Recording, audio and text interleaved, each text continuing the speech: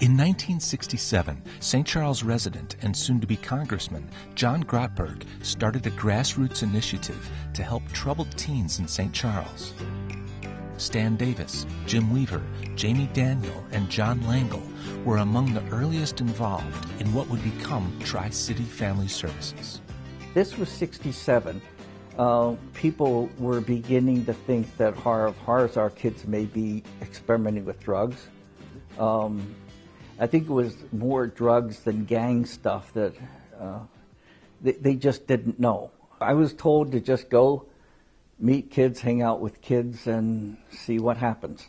These two young men had beards, and they were kind of hippies. Oh, come on. That was their reputation. I had a detective in the St. Charles Police Department who regularly, when I would see him, would say, "We're going to get you guys. We're going to get you guys." One thing became pretty clear. There were a group of kids that had no place to hang out. So we decided, let's have a coffee house. Let's do a coffee house. We were aware already that we were suspected as the persons who were trafficking drugs. So we said, we don't want to do a coffee house by ourselves. Let's create a coffee house association and see if we can get some churches to join. And I'll be darned, we got 10 or 12 churches who joined. And then a masterful thing occurred. I mean, talk about something that was really transformative.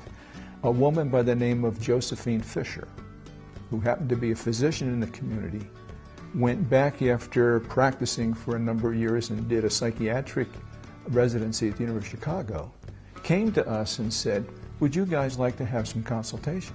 And probably by the second consultation, she said, "If you guys are ever going to have an impact with these kids, you better figure out a way to work with their parents. You better figure out how to do family therapy." The agency did a very radical thing. They gave John and I semi-partial sabbaticals, and John went back and got his degree in family therapy, and I went to Family Institute. And at that particular point, right around then, it began to be TriCity Family Project. I think it was Project for a while. It became Services later. None of this could have happened without people from the community believing in it, people like Jamie and those folks that were willing to risk saying this is something that's important for our community. This lady would check and see how much money was in the till to pay the checks on a Friday, and if there wasn't enough there, she went to the local bank and said to the banker, "I'd like to take out a loan to cover the paychecks for this period."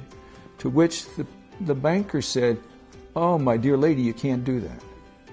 And Jamie said, "Oh yeah, I'm going to do that." And she did that repeatedly.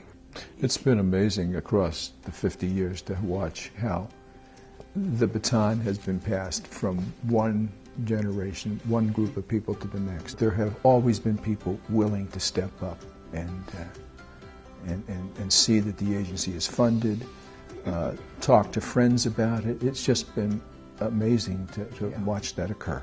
And to have an agency where people can go that may not have the funds to pay for private services, an agency that isn't your pain is our gain kind of thing, is just crucial, absolutely crucial for a community to become less of a town and more of a community. Yeah. And it's amazing how different they looked in 67. And you haven't changed. You haven't changed a bit.